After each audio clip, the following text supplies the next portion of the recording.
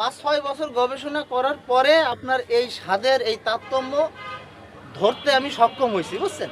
8 বছর ধরে এখানে ঝালমুড়ির ব্যবসা করি। এটা একদিন দুই দিনে হয় নাই। প্রথমে যখন আমি মশলা করছি, আমি অনেক মশলা ফেলাইও দিছি, নষ্ট হয়ে গেছে, পুড়ে গেছে, ভালো হয় নাই, তিতা হয়ে গেছে। প্রথম যখন আমি শুরু করিলাম, আমি যখন মশলা বানাচ্ছিলাম এখানে, মশলা বানানোর পরে আমি এই বয়রায় যখন ঝালমুড়ির ব্যবসা শুরু করছি, তখন অধিকাংশ লোক অভিযোগ দিয়েছে যে মামা এদি 5 মিনিটের ভিতরে নরম হয়ে যায়। এরপরে আমি ঠান্ডা মাথায় গবেষণা করা শুরু করলাম। গবেষণার ভিতরে ধরা পড়ছে যে কিছু কিছু উপাদান আছে যে এটাকে জাল দেওয়ার পরেও ও পানি বাষ্প করে না, রেখে দেয়, কিছু না কিছু পানি থেকে যায়।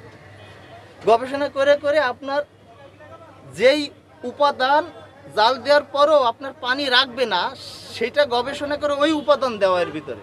এবং খুলনা বিভাগের বিভিন্ন জায়গায় এই রসুন মুড়ি যায় এই মচমচে থাকার কারণে।